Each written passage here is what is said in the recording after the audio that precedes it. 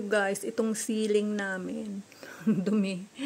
Dahil nga sa halos 1 month na pag-ulan, tignan nyo oh. Nag-ano siya. Oh. Nag-molds. So, kailangan punasan ko. Ganito rin yung ginagawa ko sa ano. Sa bahay ng amo ko dati sa Hong Kong. Ayan. Pag ulan ng ulan, nagmo-mold siya. So, pupunasan ko lang siya ng basang ano. Basang damit or basahan, ganon. Yan oh, yan ganyan. Ayan, ganon. Hanggang doon, doon sa may ano namin. Pati sa kusina meron. Yan oh, nakatuntong ako sa malaking ladder.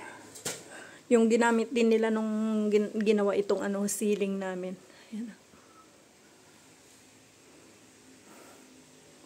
Ang dami.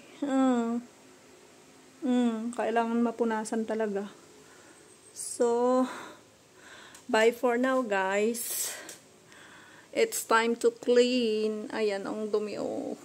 Oh my God. So dirty. Hanggang sa kusina, hanggang sa CR. Pero itong dalawang room, hindi naman, okay naman. Bye! Ayan guys, natapos ko nang nilinis. Ayan. Malinis na lahat hanggang sa kusina. Taran! Yan lang yung hindi ko nalinis sa loob niya. Yung ano namin, ilaw namin. Yung chandelier. Ayan. Hanggang sa kasulok-sulukan. Tcharan! Dito sa may kusina. Nalinis na din. Pati yan, mga wall. Yan. Tcharan!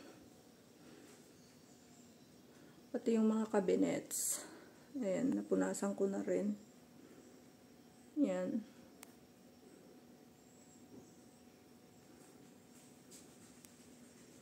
Hanggang doon, oh.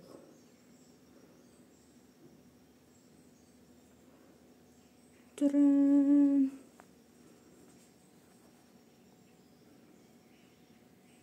Yung CR, yung hindi, palinisan ko na lang pag maligo ako. Kasi, pagod na akets. Ayan.